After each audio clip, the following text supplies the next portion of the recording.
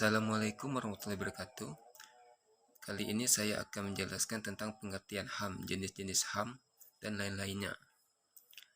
Pengertian saham. Saham adalah suatu dokumen berharga yang mampu menampilkan bagian kepemilikan dari suatu perusahaan. Artinya, saat seseorang memutuskan untuk membeli saham, maka sebenarnya orang tersebut sudah membeli sebagian dari kepemilikan perusahaan yang dibelinya. Jenis-jenis saham, yaitu ada saham biasa dan saham preferen. Saham biasa atau common stock adalah suatu saham yang bisa diklaim berdasarkan dari keuntungan dan kerugian yang ada pada suatu perusahaan. Apabila prosedur likuidasi dilakukan, maka para pemegang saham bisa akan memiliki prioritas terakhir dalam hal pembagian dividen dari penjualan aset suatu perusahaan. Ciri-ciri dari saham biasa: 1. Setiap pemegang saham mempunyai hak suara yang sama dalam hal memilih dalam Dewan Komisaris. 2. Setiap hak pemegang saham akan diprioritaskan saat perusahaan akan mengeluarkan saham baru. 3. Setiap pemegang saham memiliki tanggung jawab yang sifatnya terbatas, yakin sebesar nilai saham yang sudah disetorkan. Selanjutnya, saham preferen atau preference stock adalah suatu saham yang mana nilai pembagian labanya tergolong tetap, dan saat perusahaan menderita kerugian, maka pemegang saham preferen tersebut akan memberikan prioritas utama dalam hal pembagian hasil penjualan aset perusahaan. Ciri-ciri saham preferen: 1. Memiliki beberapa tingkatan yang bisa diterbitkan dengan bentuk karakteristik yang berbeda.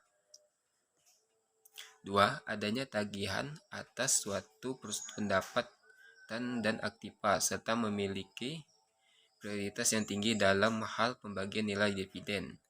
3. Saham preferen juga bisa ditukarkan dengan saham biasanya dengan adanya kesepakatan yang terjalin antara perusahaan dengan pemiliknya.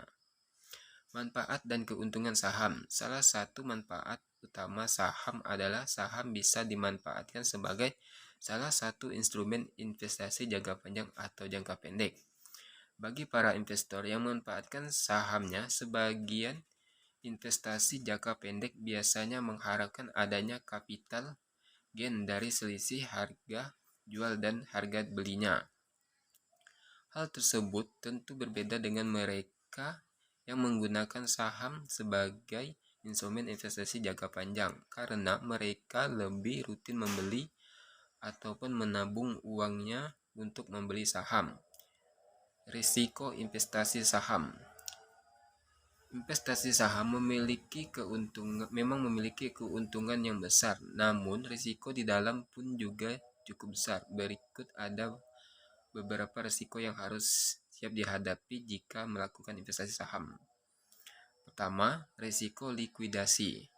Risiko ini bisa saja terjadi ketika emiten tersebut bangkrut atau likuidasi. Para pemilik saham mempunyai hak klaim terakhir atas aktiva perusahaan sesudah kewajiban dari emiten tersebut terbayar. Bahkan para pemilik saham pun berisiko tidak memperoleh apapun saat aktiva tidak tersisa setelah pihak emiten membayarkan kewajibannya. 2. Tidak ada pembagian dividen.